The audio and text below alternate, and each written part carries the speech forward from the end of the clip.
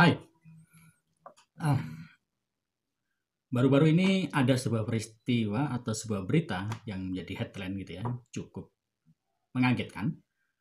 Di tengah-tengah isu suhu politik yang cukup tinggi ya, nggak hanya cukup sih, sangat tinggi, di mana berita ini tidak terlalu banyak mengambil porsi dari hot issue yang beredar di media sosial gitu ya. Tapi cukup mencengangkan. Kenapa? Di situ ada headline di mana Pak Jokowi itu seperti sedang memainkan bidak caturnya gitu loh. Yang bidak caturnya. Kenapa? Karena ada Golkar sama PAN yang tiba-tiba saja ngomong tentang Pak Jokowi, ya terutama PAN ini ada ngomong tentang KTA, PAN KTA Pak Jokowi gitu ya. Kemudian dikonfirmasi lagi oleh uh, awak media, teman-teman media yang mengatakan si ketua umumnya Julhas, ya KTA nggak perlu KTA dia bilang gitu. Padahal dia ngomong tentang KTA dan dia ngomong nggak perlu KTA karena Pak Jokowi itu seperti keluarganya PAN dan sebagainya gitu. Kemudian juga dari Golkar ya itu ada tiba-tiba saja yang biasanya Pak Jokowi memakai dasi warna merah kemudian berubah jadi warna kuning.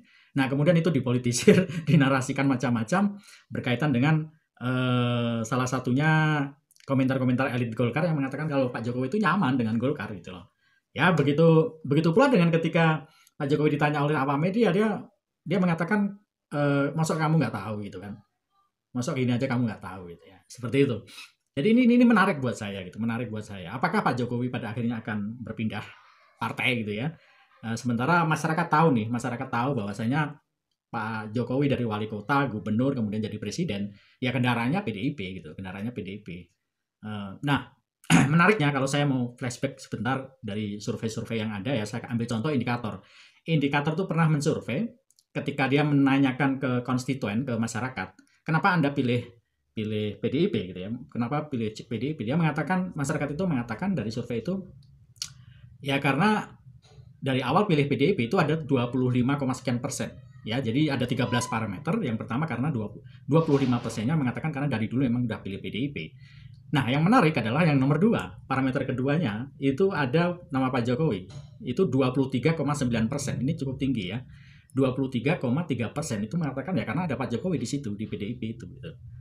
Nah, dari 13 parameter yang lagi-lagi cukup mencengangkan adalah ada angka 2,2% yang nomor 11 itu karena ada sisi Megawati Soekarno Putri. Cukup jauh ya jaraknya antara Pak Jokowi dengan Bu Mega ini ya. Karena dia pilih PDIP gara-gara ya itu gitu loh.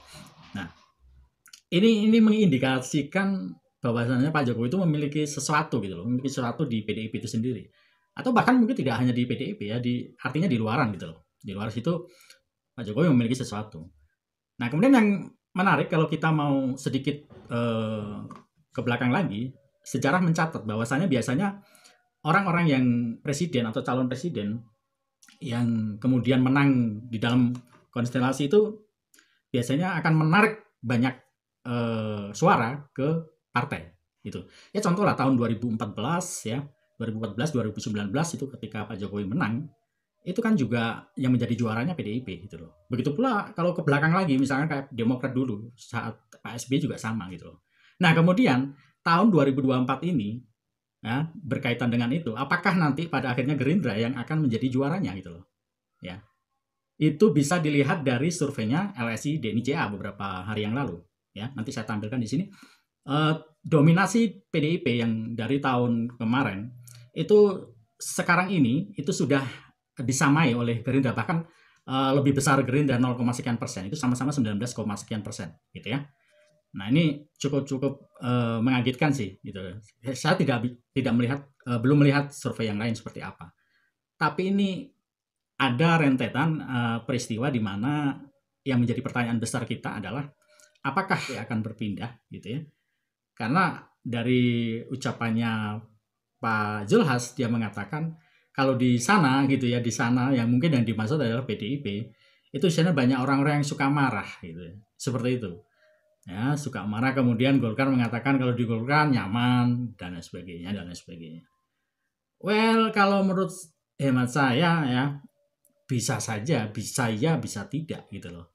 Ya, karena bagaimanapun juga sosok Jokowi ini cukup memiliki bargaining yang sangat kuat. Mungkin kehadiran narasi dua partai ini juga berkaitan dengan bergaining tadi gitu loh. Ya, bergaining karena bagaimanapun juga di tahun 2024 ini ada putranya yang maju sebagai cawapres mendampingi Prabowo Subianto.